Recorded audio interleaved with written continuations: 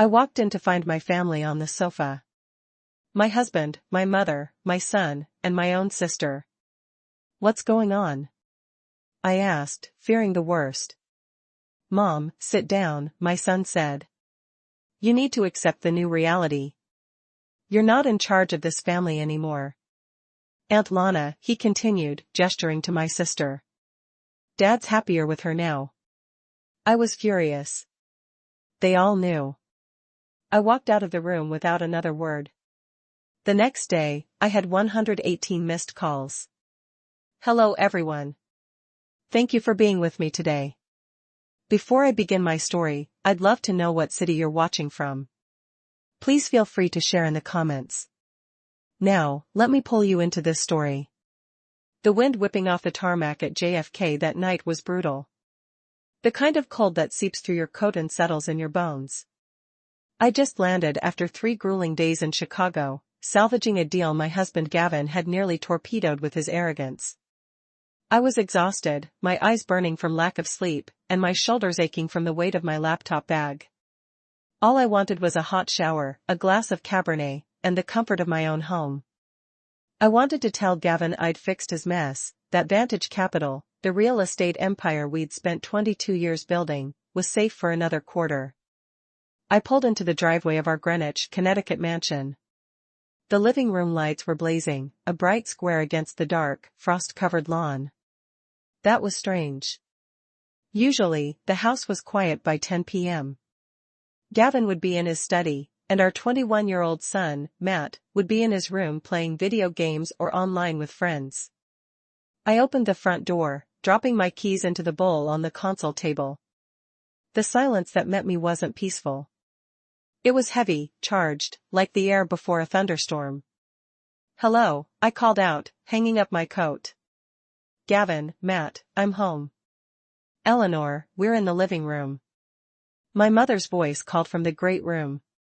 My stomach clenched. My mother, Lorraine, lived 40 minutes away in Westchester. What was she doing here on a Tuesday night? A sudden panic seized me. Something had happened to my sister, Lana. Someone was sick. I rushed into the living room, my heart hammering against my ribs. But it wasn't a medical emergency. It was a courtroom. They were all there, arranged on the designer leather sofa I'd picked out last Christmas.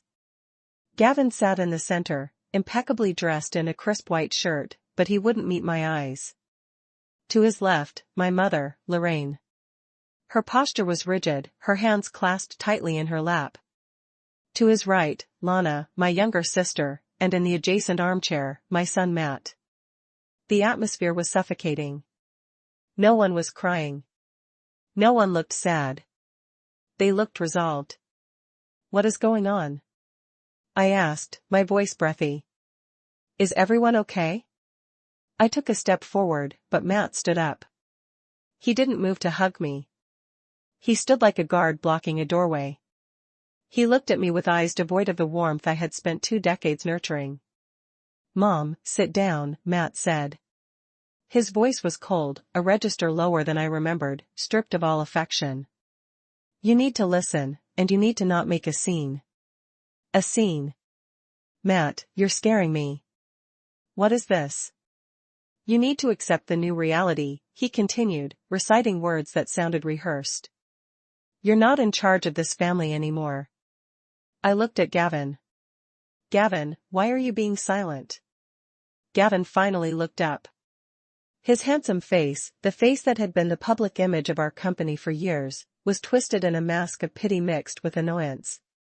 "It's over, Eleanor." "What's over? What are you talking about?" I felt like I was drowning on dry land. "Aunt Lana," Matt said, gesturing to my sister. "Dad's happier with her now. Unlike you, she understands him." The world stopped turning.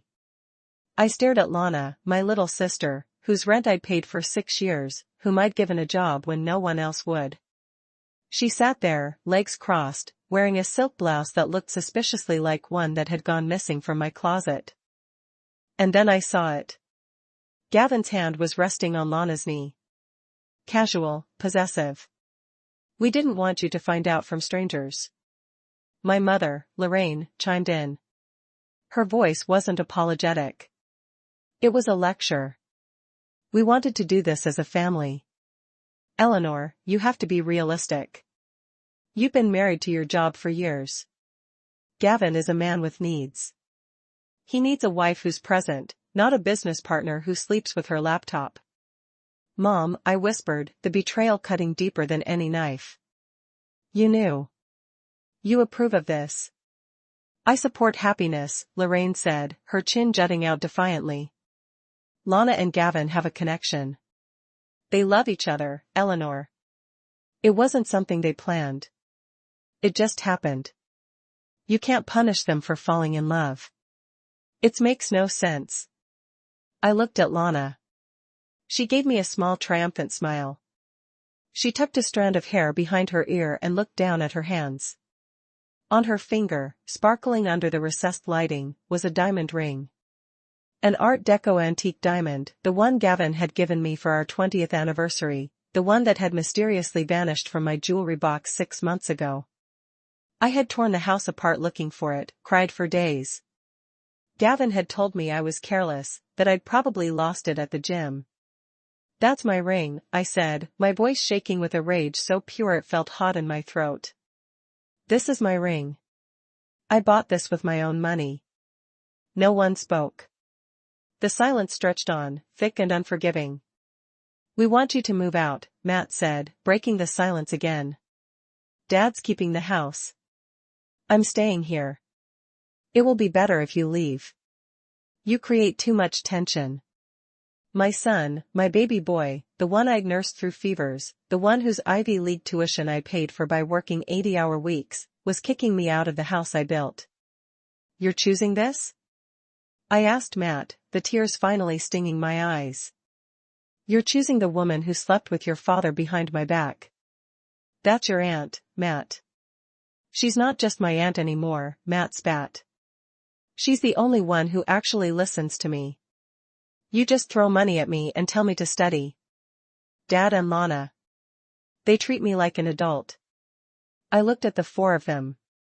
My husband, my sister, my mother, my son, the 4 pillars of my life, and every single one was rotten. They weren't just breaking my heart. They were dismantling my existence with a cruelty that took my breath away. I felt a wave of nausea, but I swallowed it down. I would not give them the satisfaction of seeing me crumble. I would not scream. I would not beg. I straightened my spine. I looked at Gavin, holding his gaze until he flinched and looked away. You think you've won? I said, my voice quiet but deadly. You think you can just rewrite history because you're bored and selfish? Don't make a scene, Eleanor, Lana said, her voice sickly sweet. Let's be mature about this divorce. Divorce? I let out a short, dry laugh. Oh, you have no idea what's coming. Don't threaten us. Gavin snapped, his arrogance returning. I've already spoken to the lawyers. You're boxed in.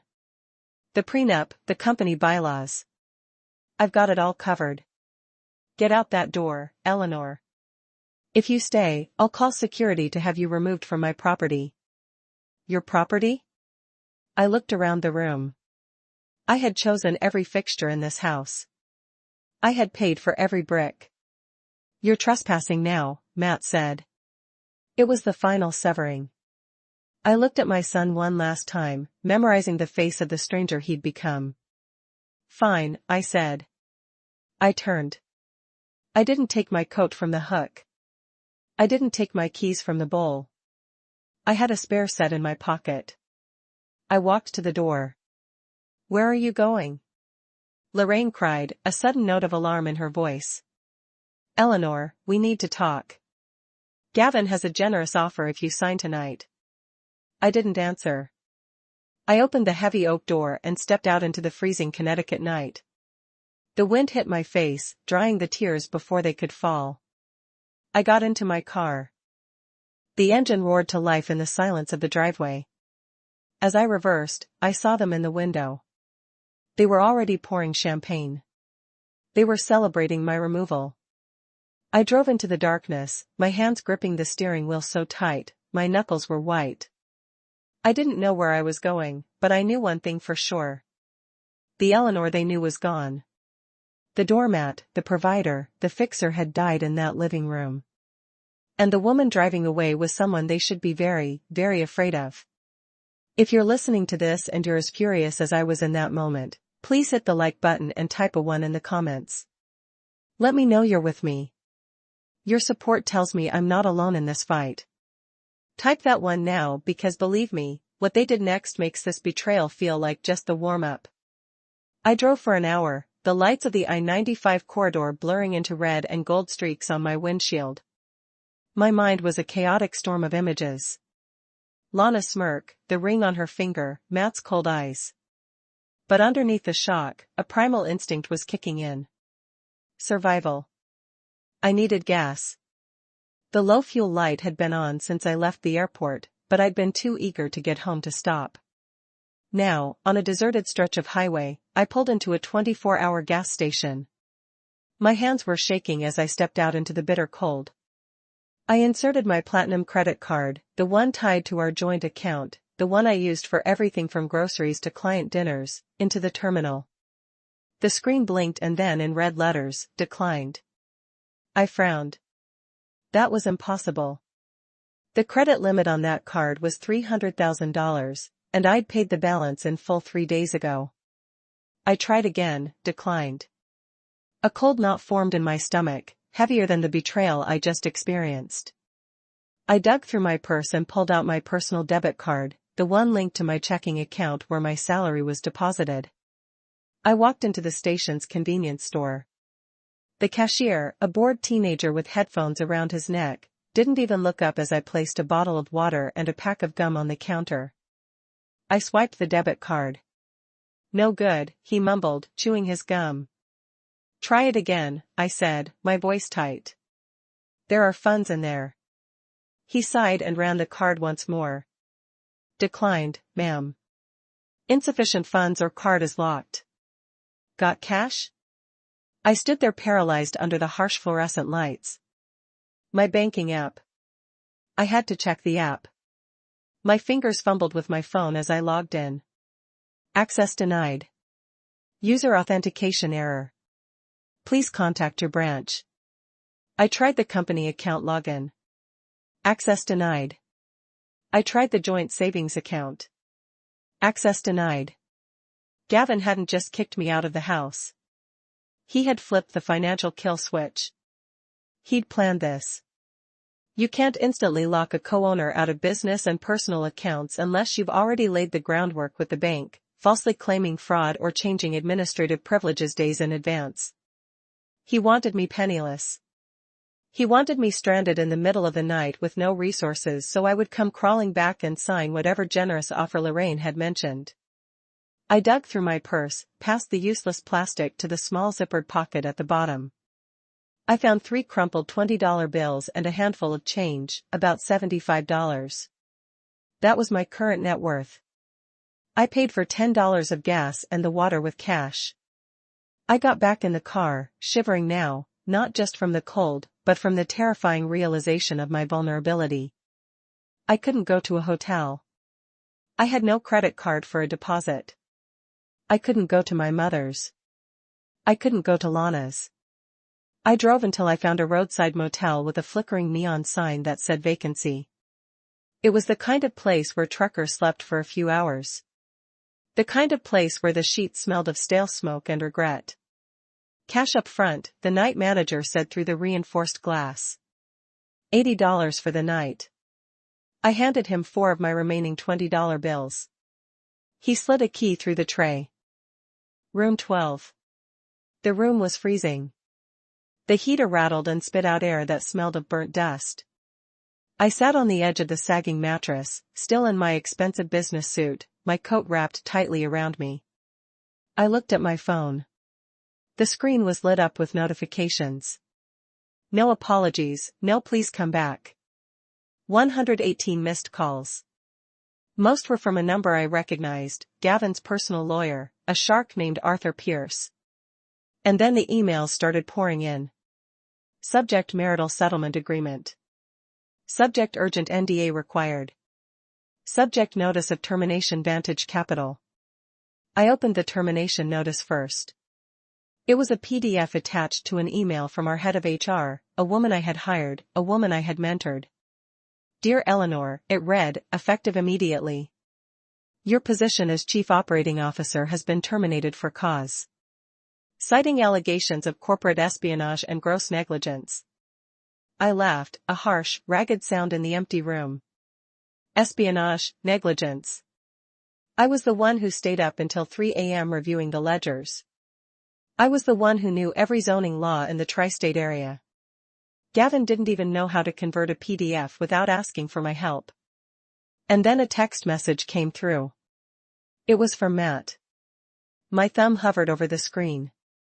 A small stupid part of me hoped he'd had a change of heart, that he was sorry. Mom, don't make this hard. Dad says he'll cut off my tuition and trust fund if you fight the divorce. He promised me a VP position next year if I stick with him. You always taught me to be ambitious. I'm just doing what you taught me. Please understand. I dropped the phone on the bed as if it had burned me. That was the final piece. Gavin hadn't just taken my money and my job. He had used the wealth I helped create to bribe my own child against me. I curled up on the grimy bedspread, pulling my knees to my chest. The tears finally came hot and fast. I cried for the little boy I used to read bedtime stories to. I cried for the sister I used to protect on the playground. I cried for the husband I had believed in when he was nothing but a smile in a cheap suit. But as the night wore on and the tears dried into salty crusts on my cheeks, something else began to settle in my chest. It was cold and heavy, like a stone. They thought they had erased me. They thought that by taking my credit cards and my passwords, they had taken my power. They had forgotten one thing. They'd forgotten who built the castle they were sitting in.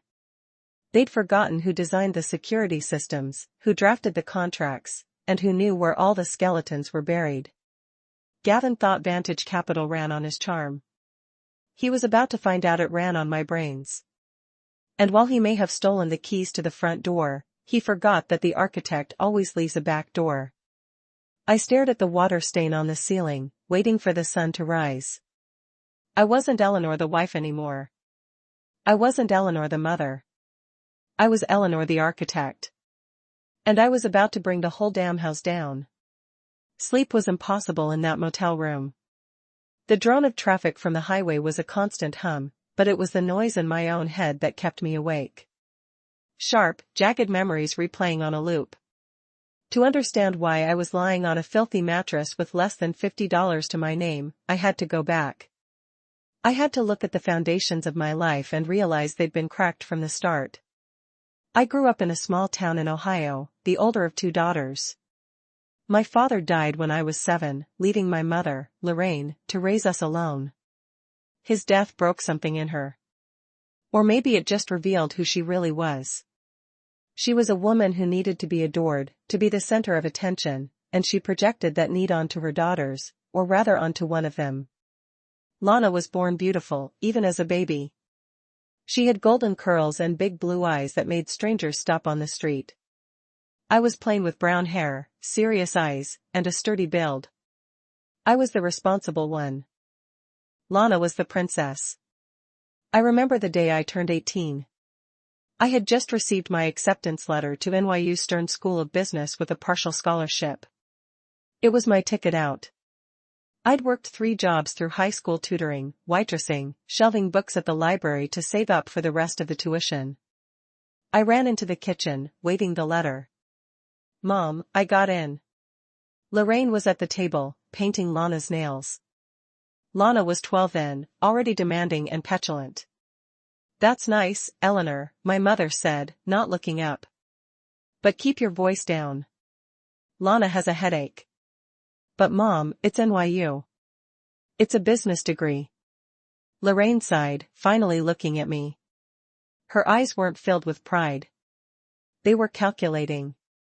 Eleanor, honey, we need to talk about that money you've saved up. My college fund. Well, Lana's been scouted. There's a modeling competition in Miami next month. It could be her big break, but the entry fees, the travel, the portfolio, it's expensive. My heart sank. Mom, that's my tuition money. I earned it. You're so selfish, Eleanor. Lana chimed in, blowing on her wet nails. Don't you want me to be famous? I'll buy you a car when I'm rich. Eleanor, my mother said, her voice taking on that tone, the one that mixed guilt with command. You're the strong one, the smart one. You'll always find a way. You can work for another year, take night classes, but Lana, she's fragile. This is her dream. You wouldn't want to destroy your sister's dream, would you? Families sacrifice for each other. I was dead. I gave them the money. Of course, I did. I had been conditioned for 18 years to believe that my value lay entirely in what I could provide. I was the workhorse, the mule, the fixer. Lana was the golden child, the star, the one who deserved to shine. Lana went to Miami. She didn't get scouted. She spent the money on clothes and theme parks. I spent the next year working double shifts at a diner to earn the money back.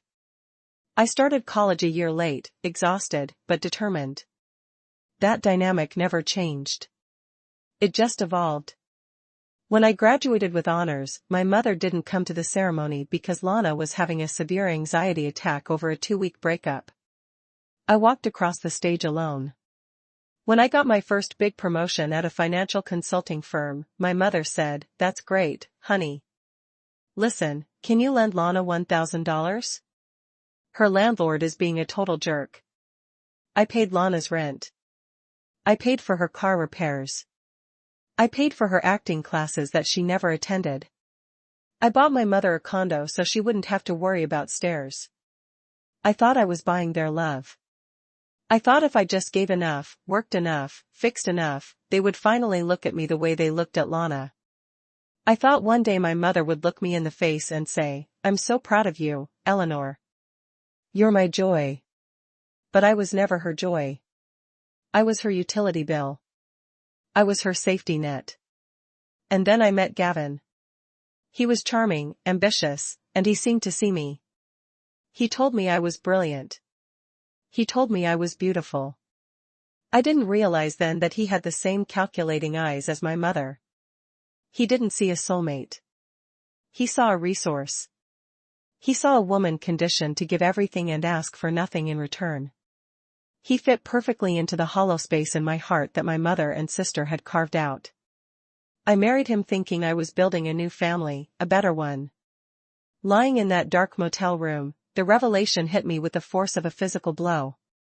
I hadn't escaped my family dynamic by marrying Gavin. I had recreated it. Gavin was the golden child, demanding adoration and resources. I was still the workhorse, toiling in the shadows to keep the lights on. And Lana was just the inevitable conclusion. The two parasites in my life had finally found each other. "You're the strong one, Eleanor." My mother's voice echoed in my memory. Well, she was right about one thing. I was strong. Strong enough to carry them for 40 years. And now, God help them, I was strong enough to let go. I sat up in bed, the metal springs creaking. I wasn't going to cry anymore. The grief was gone, replaced by a cold clinical clarity. They wanted fragile Lana. They wanted dreamer Gavin. Fine, they could have each other, but they could not have my money. They could not have my company. I reached for my laptop bag. It was time to stop being the sacrificial daughter. It was time to be the CEO who liquidates toxic assets. The morning sun sliced through the motel room's grimy curtains, casting long, dusty shadows on the floor. I opened my laptop. Thankfully, I had a portable Wi-Fi hotspot in my bag, a habit from years of business travel. Gavin couldn't shut down a device he didn't know existed. I didn't try to log into the bank accounts yet. I knew those doors were sealed tight. Instead, I opened a file labeled VCFA1. To understand how I was going to destroy Gavin, you have to understand how I built him. I met Gavin 22 years ago at a real estate networking event in Midtown Manhattan. He was 29, wearing a suit that didn't quite fit, holding a glass of cheap wine, and holding court with a group of investors. He was electric. He had a smile that could sell snow to an Eskimo, a laugh that made you feel like the funniest person in the room. I was 25, a junior analyst at a major consulting firm, standing in the corner, clutching my folder of market research. I watched him work the room. He was charismatic, yes, but I could hear what he was saying. He was dropping buzzwords, making promises of returns that were mathematically impossible. He cornered me by the buffet table. "You look like you're analyzing the structural integrity of the shrimp skewers," he joked. "No," I smiled. "I'm analyzing your pitch to those investors. You're promising a 15% return on a property in a declining neighborhood. You're going to make them lose money." He blinked in surprise, then laughed. "Okay, you got me. I'm a big picture guy, not a numbers person. I need someone who understands the boring stuff." "The boring stuff is what keeps you out of prison," I said dryly.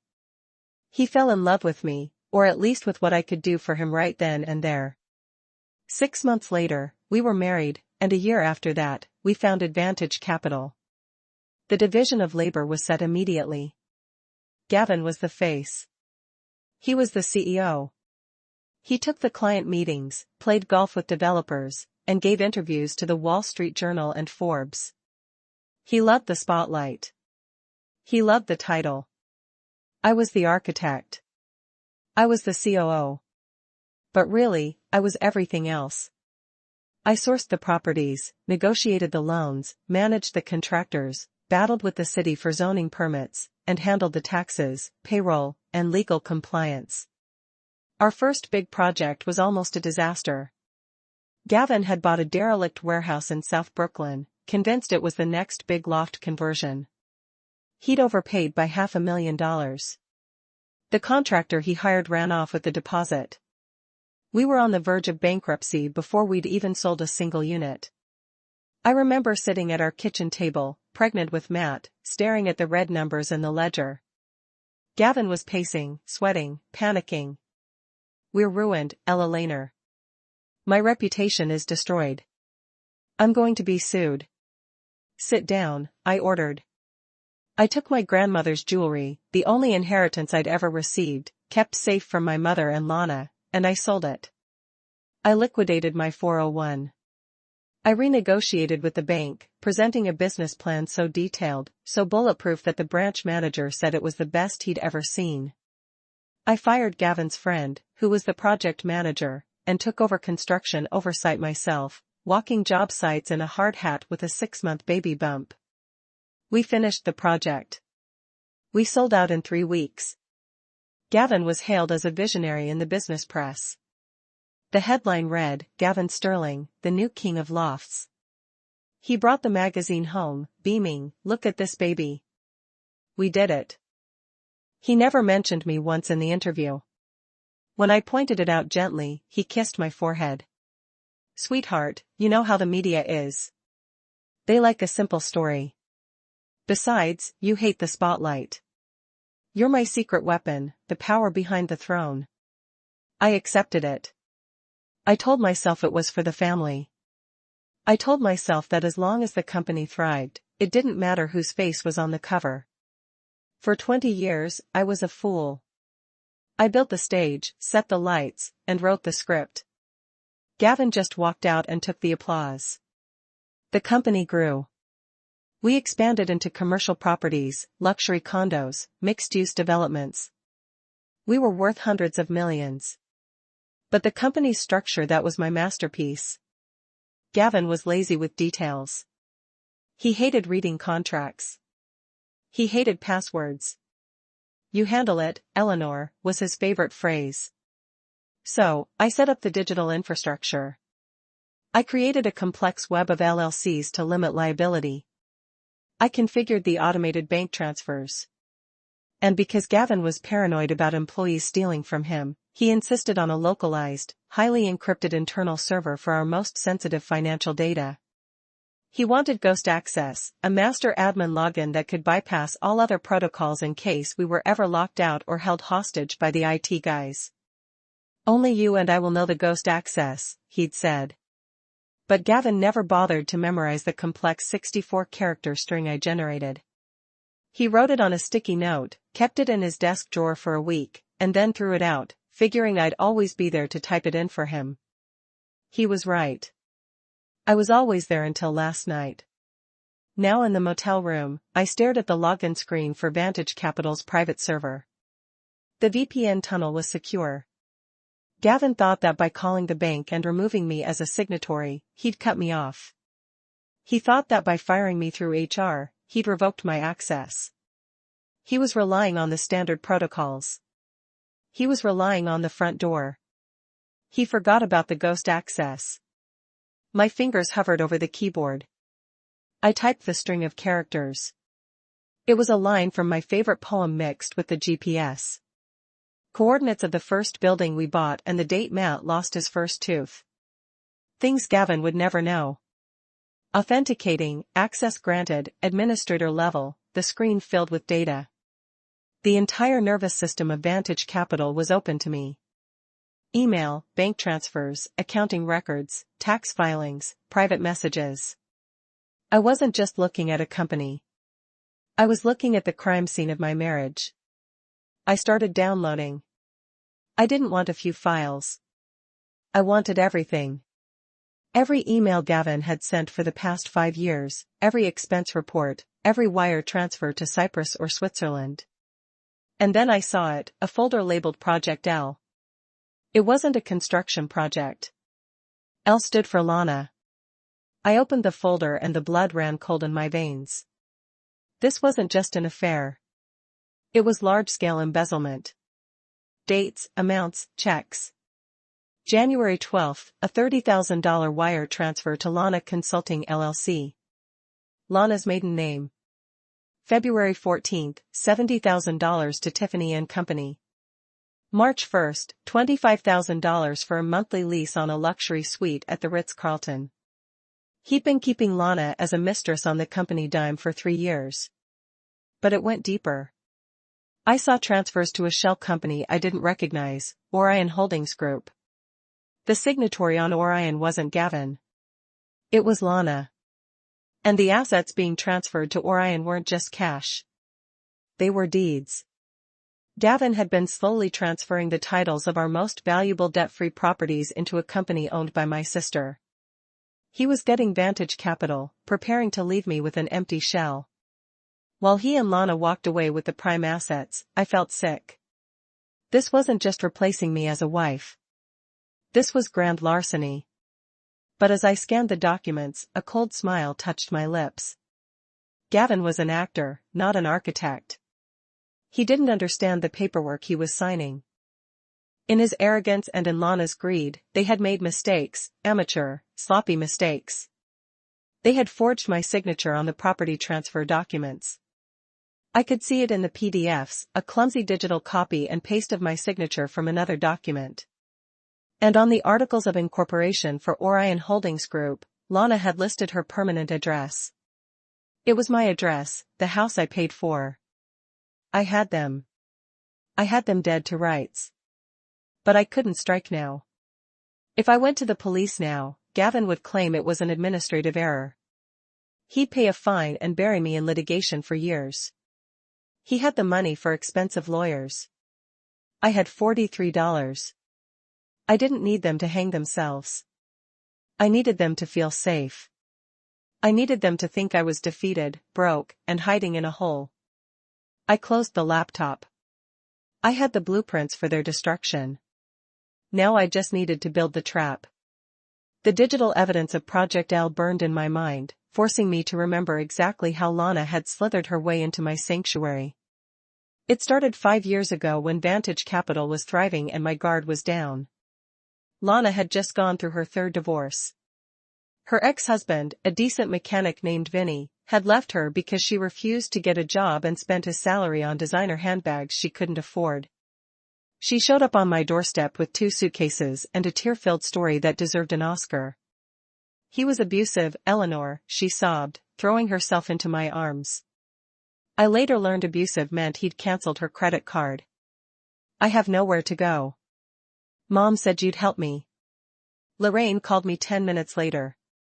Eleanor, you have that huge house, all those empty guest rooms. Let your sister stay for a few weeks. She just needs to get back on her feet. Family helps family. I agreed. I always agreed. 1 week turned into 6 months. Lana spent her days by my pool drinking my wine and criticizing my landscapers. Gavin at the time seemed annoyed by her presence. She's a leech, Eleanor, he'd complain. She treats our home like a hotel. I defended her. She's hurting, Gavin. Give her time. Then came the ask. I need a job, Lana announced one night at dinner. I'm bored. I want to work for you guys. I nearly choked. Lana, we run a commercial real estate firm. It's high pressure. What skills do you have for that? I'm a people person, she insisted. I could be, I don't know, client relations. I can plan parties. I can talk to investors. You two are so serious. You need someone fun. No, I said. It was one of the few times I put my foot down. But Lorraine intervened. She drove 40 minutes just to have coffee with me. Eleanor, this is a chance for Lana to be responsible. If you don't give her a job, she'll just drift. Do you want her living on your couch forever? Give her a salary. Let her get her own place. Gavin thinks it's a good idea, she added smoothly. I blinked. Gavin? I talked to him, Lorraine said. He thought Lana could help soften the company's image. You know, you can be a little intense, sweetie. You want to hire Lana? Gavin shrugged, adjusting his tie. Your mother's right. We need someone to handle the social stuff, the galas, the charity events. You hate doing that. Let her do it. Pay her an assistant salary, get her out of the house. It's a win-win. So, I did it. I created the position, Director of Special Events. At first, it seemed to work. Lana moved into an apartment I subsidized and planned a corporate Christmas party. It was lavish, over budget, but a success. Then, the subtle shifts began. Lana started coming to the office every day, dressed not in business attire, but in bodycon dresses that bordered on inappropriate. She would spend hours in Gavin's office discussing event logistics. I'd walk by and hear them laughing. Whenever I entered the room, they'd fall silent. What's so funny? I'd ask, feeling a prickle of unease. Just a client joke, Lana would say, smiling that sickly sweet smile. You wouldn't get it, Eleanor. It's an inside thing. She started joining us for business lunches. Then she started replacing me at them. Eleanor, you stay and finish the quarterly projections, Gavin would say. Lana and I will take the developers to the steakhouse. You know you hate small talk. And I did hate small talk. I loved the work. So I let them go. I stayed in the office eating a salad at my desk, crunching the numbers, making sure our profit margins were sound while my husband and my sister were drinking martinis, and laughing on my dime. I noticed the changes in Gavin. He started dressing younger. He bought a Porsche he didn't need. He started staying out late for networking. When I voiced my concern, Lorraine gaslit me into oblivion. You're being paranoid, Eleanor, she scolded. You should be happy Gavin and Lana get along. Most men hate their in-laws. It's a blessing. Don't ruin it with your jealousy. It's beneath you. Jealousy. She made me feel like I was the crazy insecure harpy. Now, looking at the Project L folder on my laptop, I saw the reality. The networking dinners were dates.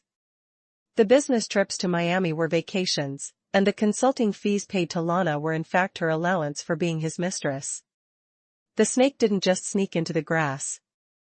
I had opened the door, invited it in, and given it a bowl of warm milk. And worst of all, my mother had held the door open. Lorraine had been the facilitator. She had pushed Lana at Gavin, knowing exactly what Lana was capable of. She wanted Lana to have the life I had built, because in her twisted mind, Lana deserved the kingdom, and I was just the builder, destined to construct it and walk away. I slammed my hand down on the cheap motel desk. The pain brought me back to reality. Fine, I whispered to the empty room. You want to play the fun, irresponsible game? Let's see how much fun it is when the architect removes a load-bearing wall. For the next 6 hours, I was in a fugue state of forensic accounting. The ghost access gave me everything, but I had to be careful. If I made any changes, if I altered a single file, the system logs might alert the IT director, a man named Stephen, who had been loyal to me, but would now undoubtedly be taking orders from Gavin. So, I became a ghost. I copied, downloaded, screenshot, and traced the flow of money. It was worse than I thought. Vantage Capital was hemorrhaging money to fund their lifestyle and the transfers to Orion, Lana's shell company. Gavin had stopped paying vendors. We were 3 months behind on payments to the construction crews for a new skyscraper in Hudson Yards. We were defaulting on the interest for 2 major loans. Gavin was robbing Peter to pay Lana.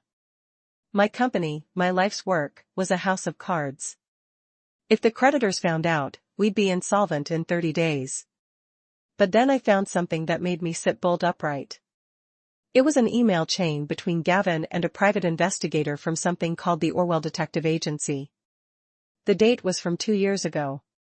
Subject, surveillance. Subjectee Sterling. Gavin. I need dirt. Anything. Infidelity, substance abuse, mental instability. I need grounds to invalidate the prenuptial agreement. Orwell. Mr. Sterling.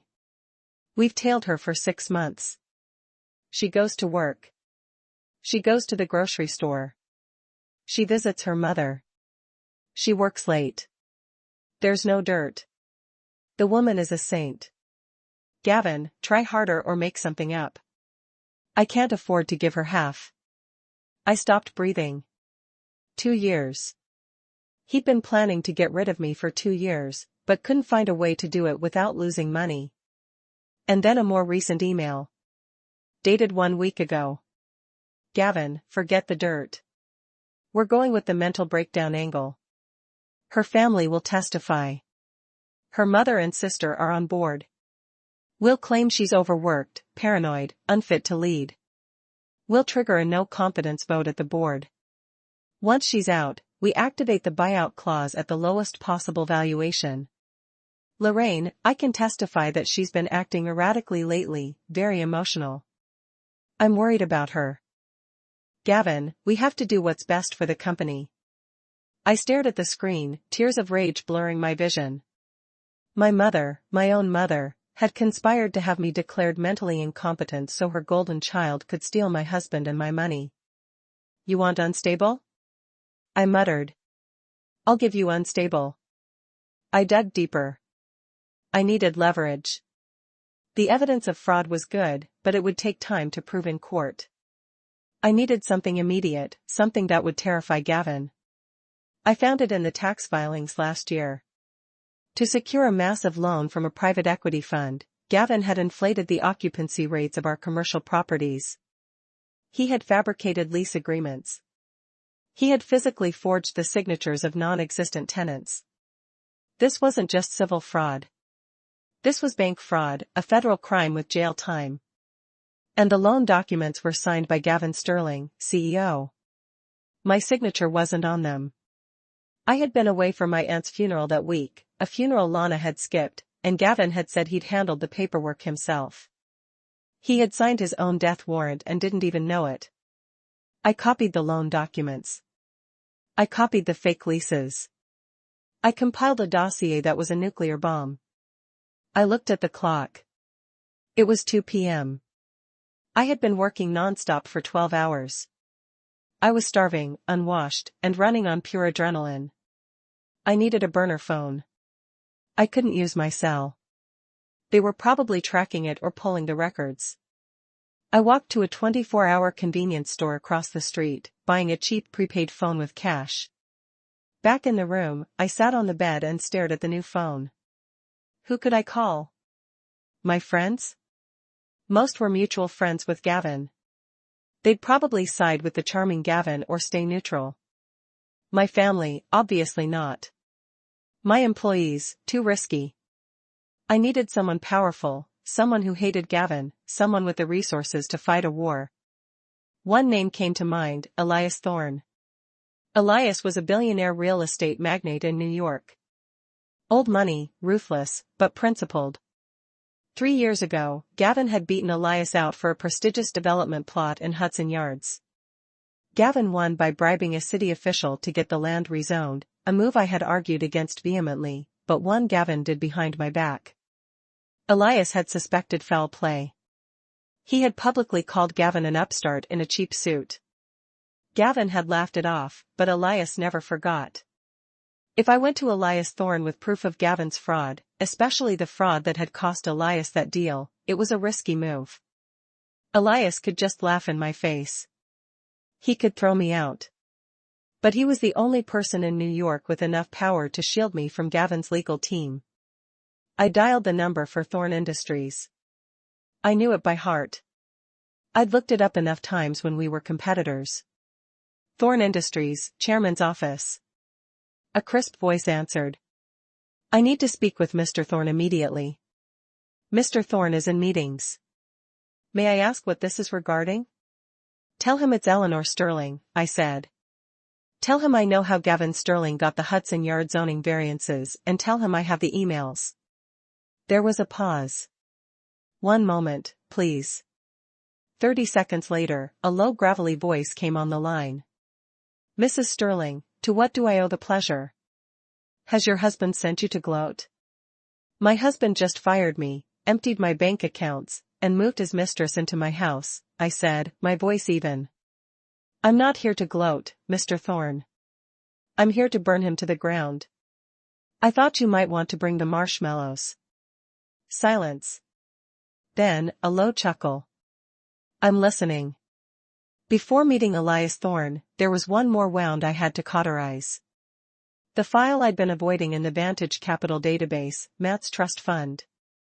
Matt was my weak spot, my Achilles heel. I had shielded him from Gavin's narcissism his entire life. When Gavin forgot Matt's birthday, I bought the gift and signed Gavin's name. When Gavin missed Matt's soccer games, I told Matt his father was working hard for our future. I'd raised him to believe his father was a hero, hiding the reality that his father was a neglectful egomaniac. Now I realized that was my greatest mistake. I had protected Matt from the truth, and in doing so I had allowed Gavin to purchase his loyalty with lies. I opened the trust fund documents. Gavin had recently amended the terms. Originally the fund was to be paid out at age 25 conditional on graduating from college. The new terms dated 2 weeks ago. Immediate access to a cash payout of $1 million. Title transfer of a 2023 Porsche 911, and attached was the email chain. Matt, Dad, Mom's going to freak if I drop out next semester. Gavin, Mom's not going to be in charge much longer, Maddie. She treats you like a kid. I treat you like a man. You want the car? You want the money? You just have to have my back when the time comes. You'll need to tell the lawyers Mom's been acting strange, that she's unstable, Matt. Well, she has been a little on edge lately. Gavin, exactly. She's cracking up. We have to protect the company. If you stick with me, I'll make you VP of Acquisitions next year. No degree needed. You'll learn on the job just like I did. Matt, VP? Seriously? Okay, I'm in. What do I need to do? I read the words and my heart didn't just break, it turned to dust. VP of Acquisitions. Matt was failing Intro to Economics. He spent his weekends playing video games and sleeping until noon. He wasn't qualified to run a lemonade stand, let alone a department in a multi-million-dollar company. Gavin was setting him up, stroking his ego to use him as a pawn against me. And Matt, my sweet boy, had sold his mother out for a Porsche and a title he didn't deserve. I remembered the text he'd sent me last night. Dad says he'll cut off my tuition. He wasn't worried about his education. He was worried about the easy money. I pulled up Matt's credit card statement, the one I paid. A high-end wine shop, a nightclub, an online casino site, a strip club. He was spiraling. And instead of parenting him, Gavin was funding the descent to buy himself an ally. I picked up my burner phone, hesitating. He was my son. But the boy who sat on that couch and told me to accept reality wasn't the boy I had raised. He was his father's creation. If I kept cushioning his fall, I would lose him forever to Gavin's world of corruption and shallowness. The only way to truly save him was to let him crash. I typed out a text message. I didn't send it yet. I just wrote it, staring at the blinking cursor. Matt, I saw the emails. I saw the car. You chose the easy way. But the easy way is a trap. When your father is done using you, he will throw you away just like he threw me away. I love you enough to let you learn this the hard way. Good luck, Mr. Vice President. I saved it as a draft. I wiped my tears. I went into the company payroll system. I removed Matt from the intern list he'd been on for 3 years despite never once showing up at the office. I couldn't touch the trust fund. Gavin controlled that now, but I could touch the health insurance. Matt was on my premium corporate plan, a plan I paid for personally. Remove dependent. Matthew Sterling. Reason. No longer a full-time student. It was petty. It was small. But it was the first time in 21 years I hadn't fixed something for him. My phone buzzed. It was an address for the meeting with Elias Thorne, the New York Athletic Club, the library. 1 hour. Come alone. I closed the laptop, walked to the bathroom, and splashed cold water on my face. I tried to fix my hair. My suit was rumpled, but I shook it out. I applied a layer of lipstick, my armor. I looked in the mirror. The woman looking back looked tired. Yes, but she looked dangerous. She looked like a mother who had lost her cub and had nothing left to lose. You want unstable, Gavin? I said to my reflection. I'll give you an earthquake. I walked into the New York Athletic Club in the same rumpled suit I'd fled my house in, carrying a laptop bag with enough evidence to send my husband to a federal prison. The doorman gave me a skeptical look. The place smelled of old money, old grudges, and mahogany, a world ruled by Elias Thorne. I found him in the library sitting in a leather wing-back chair reading the Financial Times. He was 65 with a shock of white hair and eyes like polished flint. He didn't stand when I approached. Mrs. Sterling, Elias said, folding his paper. You look terrible. I feel terrible, I admitted, sinking into the chair opposite him. But my brain is working perfectly. You mentioned the Hudson Yards deal. Elias got straight to the point. You said you have proof. I opened my laptop. I wasted no time on pleasantries. I pulled up the dossier I'd built in the motel room. I turned the screen toward him. 3 years ago, Gavin beat you for the Hudson Yards plot. You suspected he bribed the city zoning commissioner, a man named Mark Diont. You were right. Elias leaned forward, his eyes narrowing. Here is the wire transfer, I said, pointing at the screen. $3 million to a shell corporation called Diont Management. And here is the email chain between Gavin and Diont discussing the fee for the expedited zoning variance. Gavin was sloppy. He used his personal email for the initial contact. Elias studied the documents, his expression unreadable, but the air around him seemed to grow colder. Why are you showing me this now? You were the COO. You benefited from this deal. I didn't know, I said, my voice flat. Gavin kept a second set of books. I found them last night after he threw me out of my house, froze my accounts, and put my sister in my bed. Elias looked up, a flicker of surprise on his face. His sister? My sister? I corrected. And my mother is cheering them on, I added, a bitter laugh escaping me. It's a full-blown family reunion. I'm the only one not invited. I took a breath. Mr. Thorne, I'm not here to gossip. I'm here to make a deal. Gavin is trying to destroy me. He's forged my signature on fraudulent loans. He's embezzling company funds. He's about to run Vantage Capital into the ground. You want me to save it? Elias raised an eyebrow. I want you to help me bury it, and in return, I'll give you the Hudson Yards plot. Go on. Gavin is overleveraged and cash poor. He's about to default on his construction loans. If you swoop in now as a white knight offering a bridge loan to save the project, he'll take it. He's desperate. And in the loan agreement, we build in a guarantee clause. When he defaults, and he will, because I know the real numbers, you get the assets, specifically the title to the Hudson Yards plot. Elias looked at me for a long time. The silence stretched thick and tense. Then a slow smile spread across his face. It wasn't a warm smile. It was the smile of a predator recognizing another. You're a vindictive woman, aren't you? Elias said softly. I'm an effective one, I corrected. Gavin thinks I'm a scorned wife who's going to cry in a corner. He doesn't realize I'm the one who wrote his business plan. Elias closed my laptop and slid it back to me. I like you, Eleanor. You've got steel. I always thought Gavin was a peacock. Lots of feathers, but he can't fly. But you're a hawk. He pulled out his phone. I'm calling my general counsel. He's the best litigation lawyer in New York. He'll represent you in the divorce proceedings. Consider it an investment in our new partnership. Thank you, I whispered, a wave of relief washing over me. And Eleanor, Elias added, his eyes hard. Don't disappoint me. If we do this, we destroy him completely. No mercy. He won't cry, I said, thinking of Gavin's smirk as he took my ring. He'll scream. Elias nodded. Good. Now, let's get you a hotel suite that doesn't charge by the hour.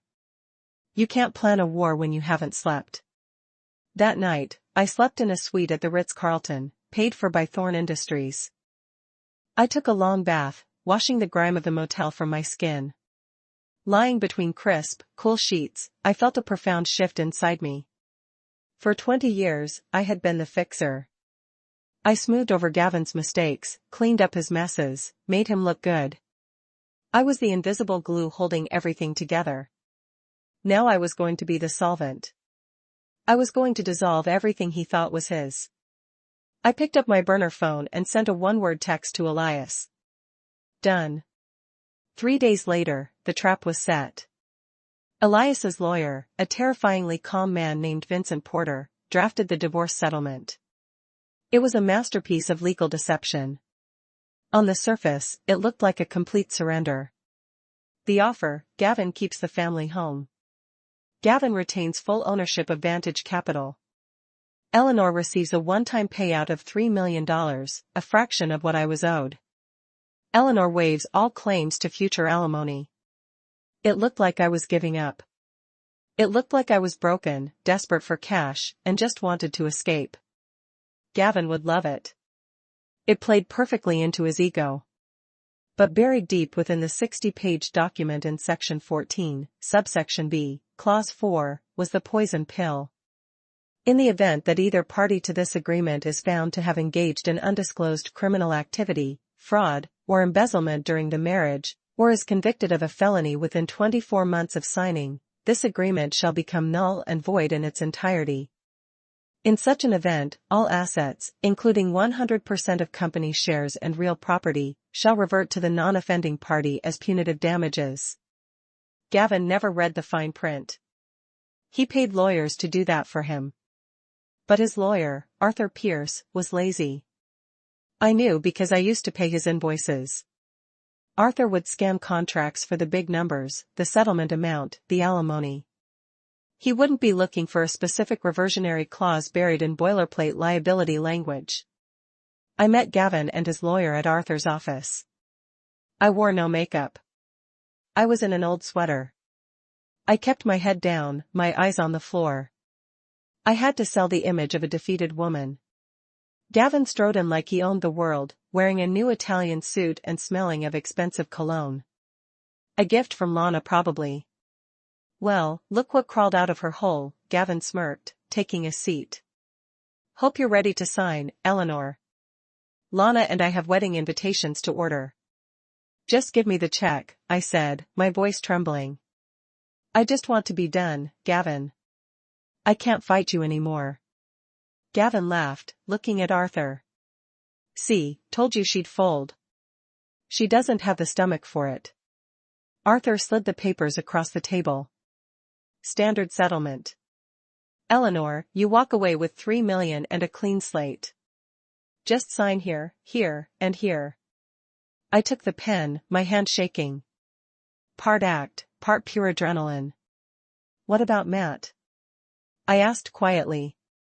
Matt stays with me, Gavin said, leaning back in his chair. He's my VP now. We're going to build an empire together. I felt a sharp pain in my chest, but swallowed it down. Okay, take care of him. Just sign the damn papers, Eleanor. I signed my name on the line that seemingly signed away 20 years of my hard work. Then Gavin signed. He did it with a flourish. A big arrogant G. Done, Arthur said, closing the folder. The check will be wired to your account tomorrow. Gavin stood and buttoned his jacket. He gave me a smirk that sent a chill down my spine. You know, Eleanor, you should thank me. You were always too uptight for this life. Go live in a cottage somewhere. Find yourself a nice librarian. Goodbye, Gavin, I whispered. As I walked to the elevator, I could hear Gavin laughing with Arthur. That was easier than I thought. She didn't even ask for the Hamptons house. The elevator doors closed, cutting off his laughter. I leaned against the metal wall and let out a slow, long breath. He'd signed. The poison pill was active. Now all I had to do was prove the fraud. And I already had the proof. I just needed the right stage to present it. And what better stage than a wedding? Gavin and Lana announced the date. It was 3 weeks away. A whirlwind wedding, they called it. They wanted to legitimize their relationship before the spring gala season. 3 weeks. That was my deadline. I left the building and got into Elias's waiting car. Did he sign? Elias asked from the back seat. He signed, I said, a real smile finally breaking through. He thinks he bought my silence for $3 million. He just signed away his entire life. Elias poured me a glass of sparkling water. To the architect, to the demolition, I replied. The next 3 weeks were an exercise in masochism.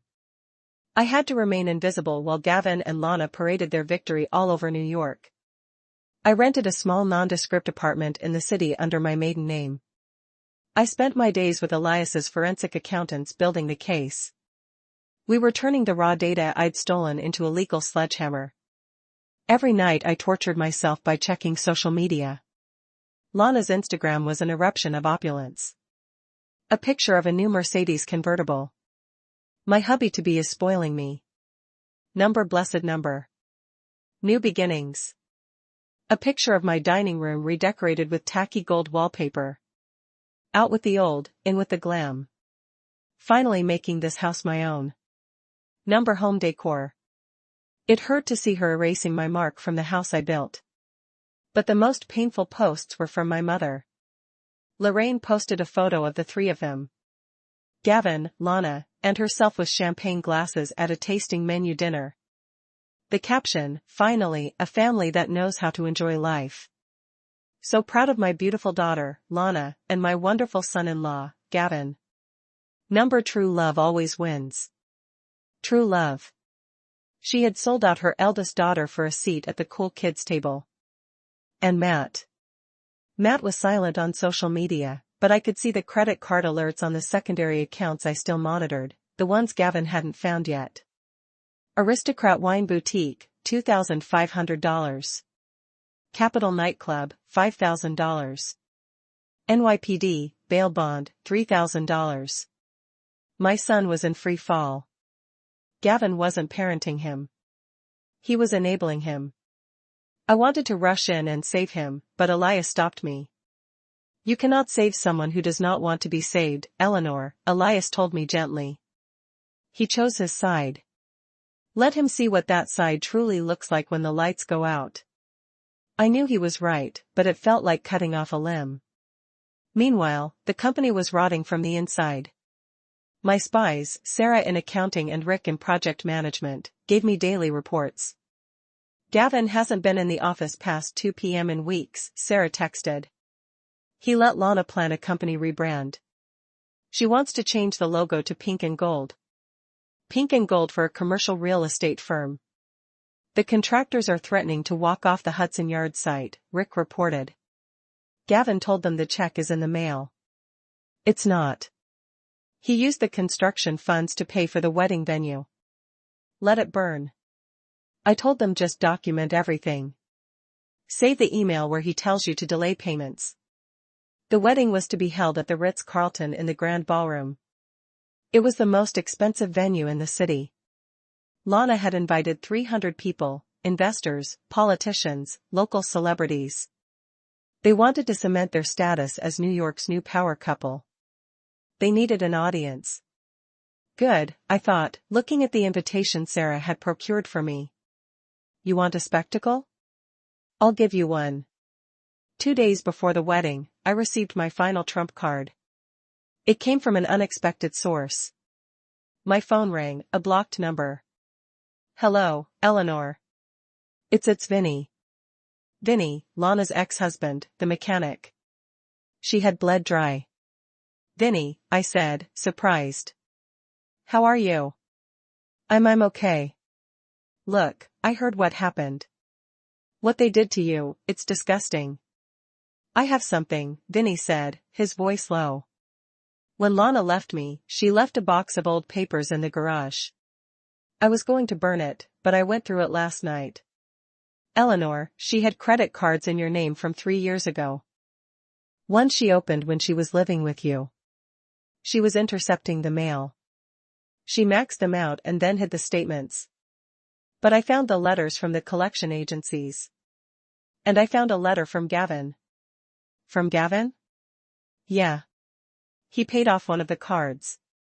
The letter says, I covered this one, but you need to be more careful.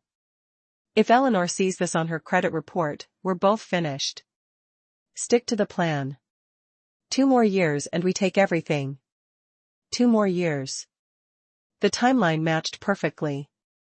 Gavin had been conspiring with my sister to steal my identity and my money while I was feeding her and giving her a job.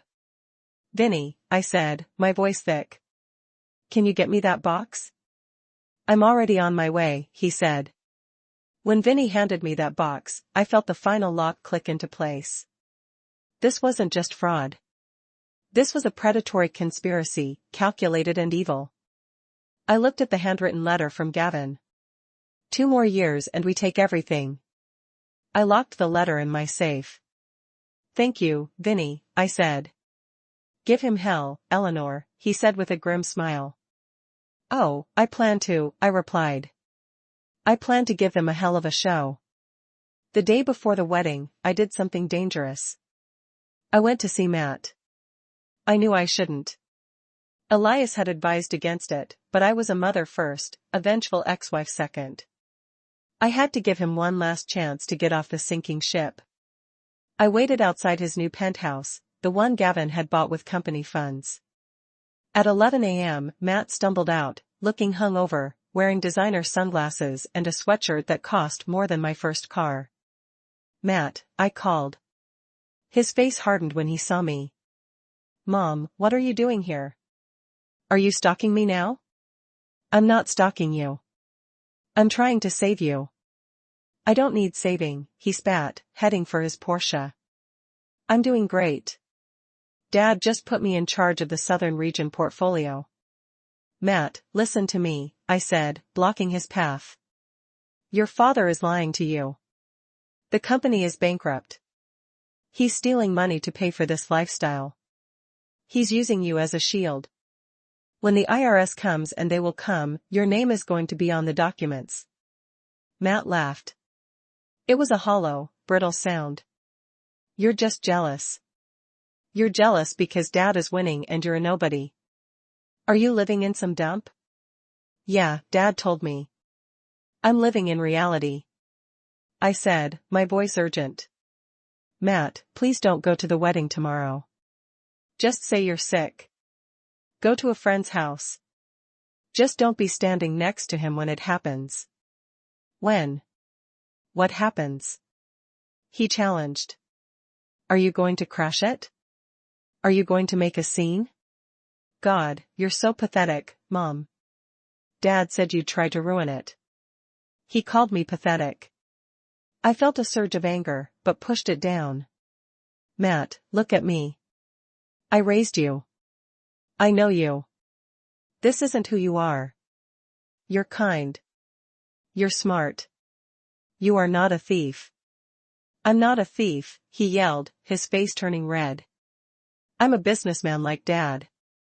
Dad is a con man, I yelled back. And Lana is a parasite, and if you stay with them, you are going down with them. Matt stared at me. Then he pulled out his phone. I'm calling security. Get away from me. He got in his car and gunned the engine. As he peeled out of the parking spot, he rolled down the window and shouted, Don't come tomorrow, Mom. Nobody wants you there. You're the past. I watched him drive away, my heart breaking all over again. But this time, the brake was cleaner. I had tried. I had offered him my hand. He had slapped it away. He was on his own now. I drove back to my apartment. Elias was waiting with the final arrangements. How did it go? He asked, though he could clearly read the answer on my face. He's lost, I said evenly. Completely brainwashed. Then he will learn his lesson the hard way, Elias said. Are you ready for tomorrow? We have the access codes to the projector.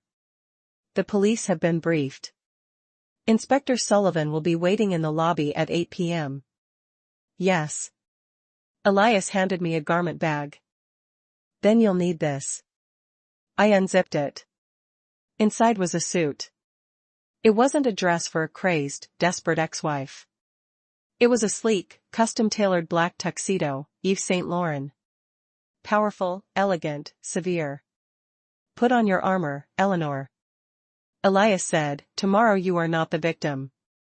You are the executioner. I touched the fabric. It was cool and smooth. Thank you, Elias. Get some rest. He said, it's going to be a long night. I didn't rest. I sat by the window looking out at the city lights.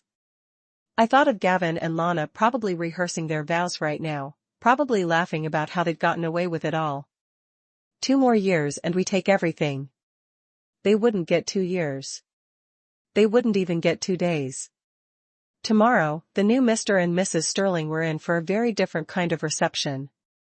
The morning of the wedding was gray and overcast. A perfect New York day for a funeral. I spent the morning reviewing the presentation. We had the timing down to the second. It would start just after the love story video montage that Lana had commissioned for $1 million. At 6 p.m., the guests began arriving at the Ritz-Carlton. I watched on a live feed from a camera Elias had installed in the ballroom. He owned a stake in the hotel, so access was easy. Everything was nauseatingly opulent. The room was dripping with crystal and pink roses, thousands of them. There was an ice sculpture of Gavin and Lana intertwined. I watched my mother, Lorraine, greet guests. She was wearing a champagne-colored dress, far too young for her. She was beaming as if she'd won the lottery. Isn't it wonderful? I could hear her saying to a bewildered cousin. They're soulmates.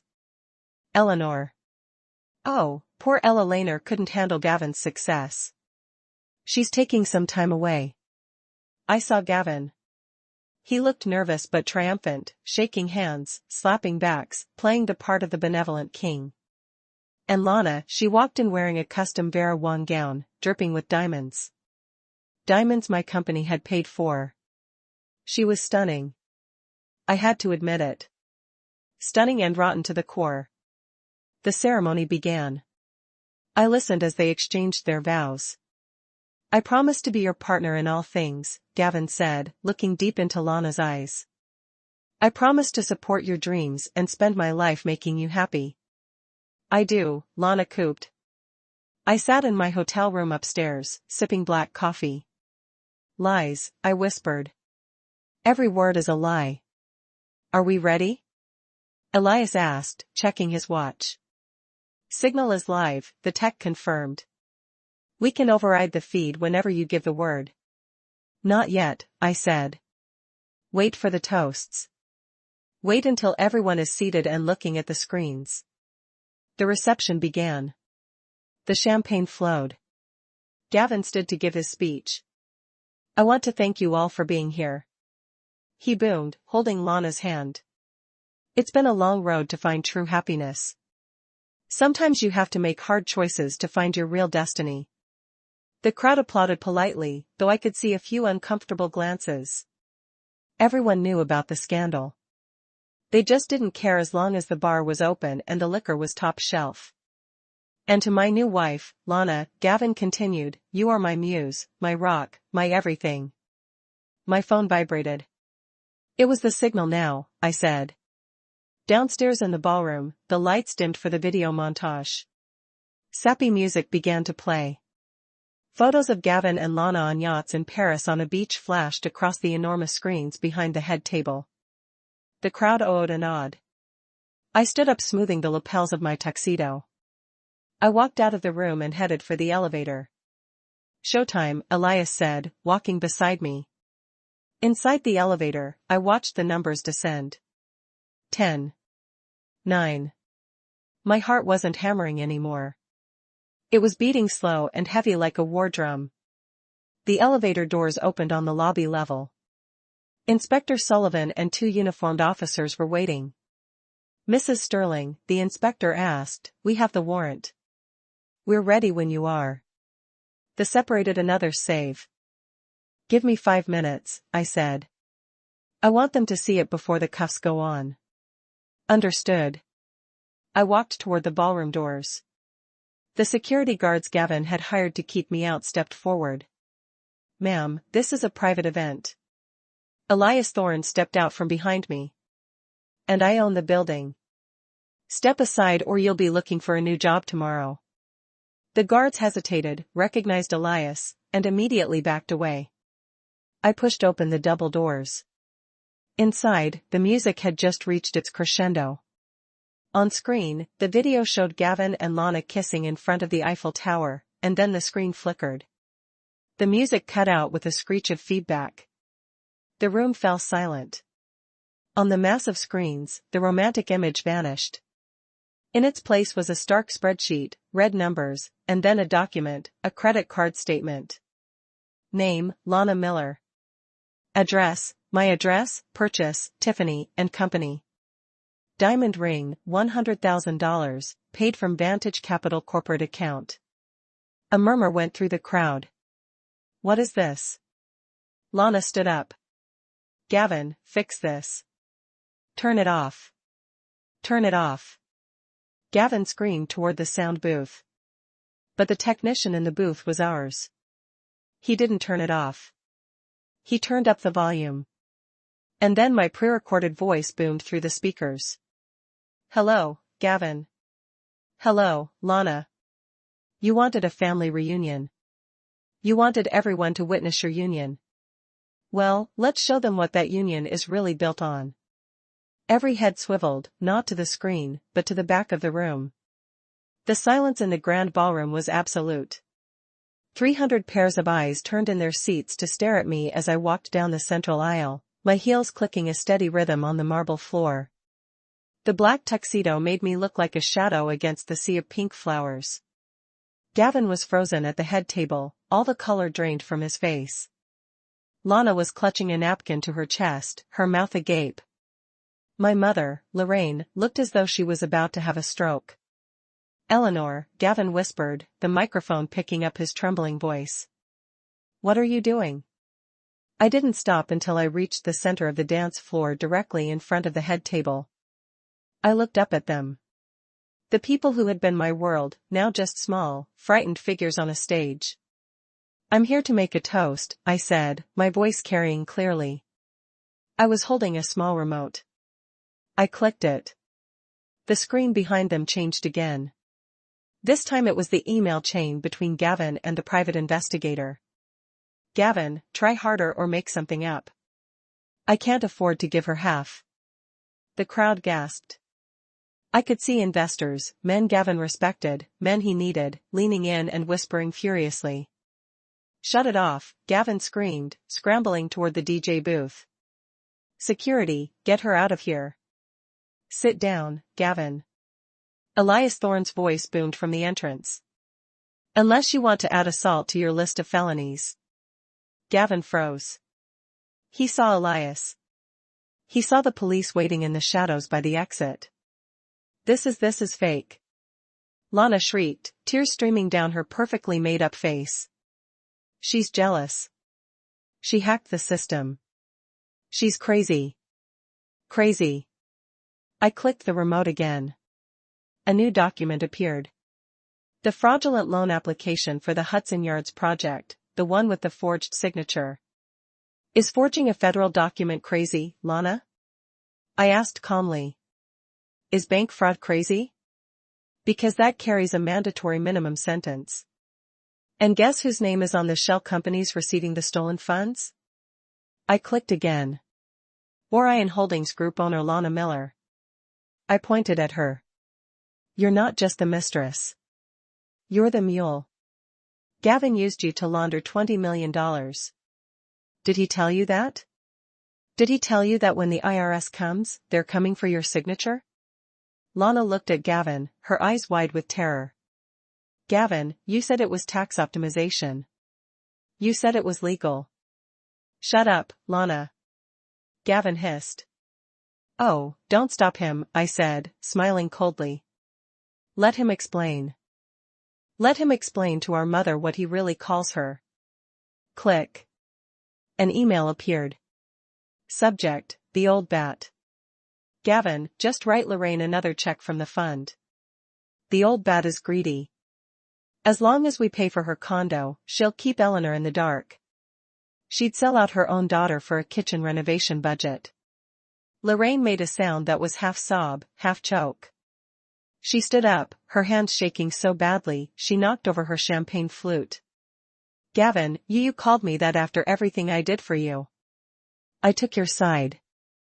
I betrayed my own daughter for you. And what did you get, Mom? I said, looking at her with pity. A seat at a wedding that's about to become a crime scene. Gavin looked around the room, his eyes wild. He could see his empire crumbling in real time. He could see the investors getting up to leave. He could see the waiters had stopped and were staring. He could see the end. You signed the settlement, he screamed, a desperate last cry. You signed it. You gave everything up. You can't touch the company. Section 14, I said simply. The poison pill. You commit a felony. The deal is void. And everything, the house, the company, the assets, it all comes back to me. Gavin's knees buckled. He collapsed back into his chair. And Matt, I said, my gaze shifting to my son, who was sitting at the end of the table as pale as a ghost. Matt looked at me terrified. He looked at the screen, which now displayed his own text messages. VP? Seriously? Okay, I'm in. You wanted to be a businessman, Matt? I said quietly. Well, here's your first lesson. Vet your partners carefully. I clicked the remote one last time. A video began to play. It was security footage from the company parking garage showing Gavin arguing with Lana 2 days ago. Gavin on video. Once we get the Thorne money, we dump the kid. Matt is dead. Wait. We'll leave him with the tax debt and be in Monaco. He's too stupid to figure it out. A dead silence fell over the room. Matt slowly stood up. He looked at his father, the adoration in his eyes gone, replaced by a crushing understanding. "Dad," Matt whispered. "You were going to abandon me." Gavin stammered. "Maddie, no. I was stressed." "It's taken out of context." "You called me stupid," Matt said, his voice cracking. "You said I was dead weight." "Matt, sit down," Gavin ordered, trying to regain control. "Don't listen to her." Matt didn't sit down. He picked up his champagne glass and threw its contents in Gavin's face. "I hate you," Matt screamed. "I hate you." Chaos erupted. Lorraine was sobbing. Lana was hysterical. Gavin wiped the champagne from his face, looking like a drowned rat.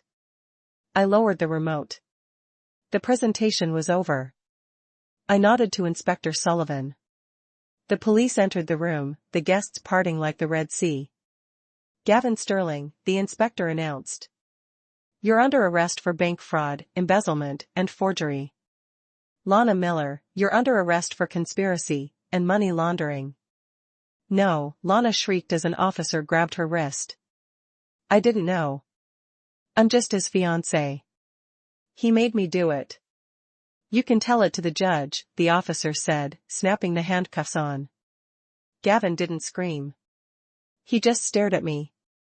As the cuffs went on, his eyes met mine. "You ruined everything," he spat. "You vicious, vengeful witch." I walked closer to him. I stood so close I could smell his fear.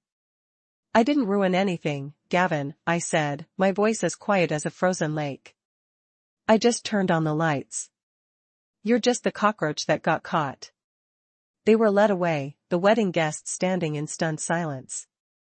The only sound was Lorraine's weeping. I looked at the head table one last time. The cake was untouched. The flowers were perfect. The illusion was shattered. I turned to Elias's thorn. "I think I'm done here." "Brilliant," Elias said, offering me his arm. "Absolutely brilliant." As we walked out, I didn't look back at my weeping mother or my devastated son. Not yet. They had made their beds. Tonight, they would have to lie in them. The days after the wedding were a media circus. The New York Times ran a front-page story. "Bitter vows. Real estate mogul arrested at the altar." I gave no interviews. I let the evidence speak for itself. I moved back into my house 3 days later. The police had removed the tape. It felt strange to walk back into the rooms I had designed. Lana's things were everywhere. Tacky clothes, trashy magazines, half-empty bottles of wine. I hired a cleaning service. "Throw it all out," I told them. "Anything that isn't mine, burn the sheets, replace the mattresses." I wanted to scrub her DNA from my life. Gavin was denied bail. The judge deemed him a flight risk because of the Monaco video. He sat in a cell at Riker, his Italian suits replaced by a prison jumpsuit. Lana made bail, posted by my mother, who had cashed in her retirement savings to get her baby girl out. But Lana wasn't free. She was facing 5 to 10 years. Her face was all over the internet as the gold digger who was now facing hard time. A week later, my mother came to see me. She looked 10 years older. Her hair was a mess. Her eyes were red. She stood on my porch trembling. "Eleanor." Her voice cracked. "Lorraine," I said, not using mom. "Can I come in? It's cold. You can say what you need to say from there." She flinched. "Eleanor, please be reasonable. Lana is terrified. She's just a girl. She didn't know what she was doing. Gavin manipulated her." "Lana is 40 years old," I said coldly. "She knew she was sleeping with my husband. She knew she was spending my money. She signed the papers. She's your sister." Lorraine wailed, her grief turning to the familiar family poison. "You can't let her go to jail. You have to drop the charges. Tell the DA it was a misunderstanding." It wasn't a misunderstanding. It was a felony. If you do this, Lorraine hissed. You are no daughter of mine. You are destroying this family. I laughed. It was a light, free laugh. Lorraine, you destroyed this family 20 years ago when you decided Lana was the princess and I was the maid. You didn't come here to apologize. You came here to ask me to fix it again. You want me to be the fall guy one last time so Lana can walk free? She's fragile. She's a criminal and you're an accomplice. I've seen the checks Gavin wrote to you. Consulting fees. You took money to help them manipulate me. Lorraine went pale. I'm not going to press charges against you, Lorraine. I said not because I love you, but because I don't want the shame of seeing my own mother's mug shot. But you are dead to me. Don't call me. Don't come here. If you need money, ask Lana. I paused. Oh, wait. She's broke. I closed the door in her face. I watched on the security camera as she stayed there, banging on the door, screaming my name. Then her shoulders slumped. She walked away. It hurt. Of course, it hurt, but it was the pain of pulling out a splinter. Sharp and then relief. Then there was Matt. He didn't call. He didn't come. I knew he was crashing on a friend's couch because the authorities had seized the penthouse in the Porsche. I waited. I knew he had to come to me on his own terms. 2 weeks later, he appeared at my office. He looked terrible. He'd lost weight. He was wearing old jeans and a t-shirt, no sunglasses, no swagger. Mom, he asked from the doorway. I looked up from my desk. Hello, Matthew. He walked in and sat in the chair opposite me. He stared at his hands. I'm sorry, he whispered. I was so stupid. He made me feel important. He told me it was better than college. He said you were holding me back and you believed him because it was easier than doing the work. I said, my voice gentle but firm. Yeah, he admitted, tears splashing onto his jeans. I saw the video. He called me dead weight. He was going to abandon me. I have nothing, Mom. He wiped his eyes. They took the car. I have no money. I need help. I looked at my son. I wanted to hug him. I wanted to write him a check and make it all okay, but I was the architect now. And you don't build a sound structure on a cracked foundation. I love you, Matthew, I said. But I am not giving you any money. He looked up horrified. But where will I live? I don't know. You'll have to figure that out.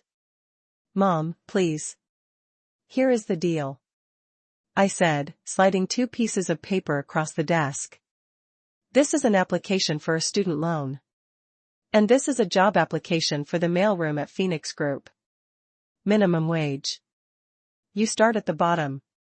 You finish your degree at night. The mailroom? He asked, stunned. Take it or leave it. If you want to be a man, Matt, you have to earn it. Gavin gave you things to buy you. I'm offering you nothing so that you can build yourself. He looked at the papers, looked at me, and saw the resolve in my eyes. Slowly, he reached out and took the pen. Okay, he said, his voice shaky. I'll take the job. Good, I said. See Sarah in HR. She'll get you a badge. Don't be late. He stood up. He looked at me. Really? Looked at me for the first time in years. You're actually kind of terrifying, Mom. He said with a hint of admiration in his voice. I know. I smiled. Now get to work. The trial was short. The evidence was overwhelming. Gavin Sterling pleaded guilty to avoid a 20-year sentence. He got 8 years in a federal penitentiary plus restitution. He looked gray and defeated in the courtroom. He never once looked at me. Lana took a plea deal. 3 years in a minimum security prison for fraud. She sobbed as the judge's gavel came down, looking at Lorraine in the gallery and screaming, "Mommy, do something." But there was nothing Lorraine could do. Lorraine was living in a studio apartment on her social security, her allowance and her pride gone. I sat in the back row wearing my black suit. I watched justice get served. I didn't feel joy. I felt peace. The scales were finally balanced. Epilogue. 1 year later, I was in my office, 40 floors up, overlooking the city. The sign on the wall behind me, Phoenix Group, was sleek, silver, and blue with no trace of pink. The company was thriving. We had just closed the Hudson Yards deal with Elias Thorne. It would be a mixed-use development with luxury condos, but also affordable housing and a community center. My phone buzzed. A text from Matt. "Hey, Mom. Just aced my econ midterm. Think I got an A. Also, the mailroom team increased sorting efficiency by 15% this week. Do I get a raise?" I smiled. "Don't push it, but dinner's at 7. My treat." Matt was working hard. He was tired and broke and humble, and I had never been more proud of him. He was becoming the man I knew he could be, not the caricature his father had tried to mold. There was a knock on my door. "Come in." Elias Thorne walked in with a bottle of champagne. "Happy anniversary," he said. "To the day you burned down the circus." "It feels like a lifetime ago," I said, accepting a glass. "You know," Elias said, leaning against my desk. "Gavin sent me a letter from prison. He wants to know if I'll buy his shares in the old shell companies. He needs cigarette money." "What did you tell him?" "I told him I only do business with the CEO and the CEO is busy building an empire." We clinked glasses. I looked out at the city skyline. I had lost a husband. I had lost a sister. I had lost a mother. But I had found myself. I was no longer the fall guy. I was no longer the fixer. I was no longer the invisible wife. I was Eleanor Sterling, the architect. And my life finally was truly my own. Thank you for listening to my story. It wasn't easy to relive it, but if my journey helps even one person stand up to the toxic people in their life, then it was worth it. Family isn't always blood. Family is the people who respect you, value you, and have your back when the storm comes. If you are holding on to someone just because they're family, but they are hurting you, let them go. You are strong enough to build something new. If you enjoyed this story and want to see more justice served, please hit that like button. It really helps the channel grow. And subscribe so you don't miss the next story. And tell me in the comments, have you ever had to cut ties with a toxic family member? How did you find the strength? I read every comment and I'd love to hear your story. Until next time, stay strong, stay wise, and never let anyone take the keys to your own castle. I am so glad you're here and that I could share my story with you. If you liked it, show me by liking the video and subscribing to my channel. Let's see how many of us there are. Write in the comments which city you're watching from and what time it is for you. I'm so curious where all you wonderful people are watching from. If you want to support me a little extra, you can also send a small donation. I share new life stories for you every day. And now 2 of my most popular stories will appear on the screen so you can choose what to watch.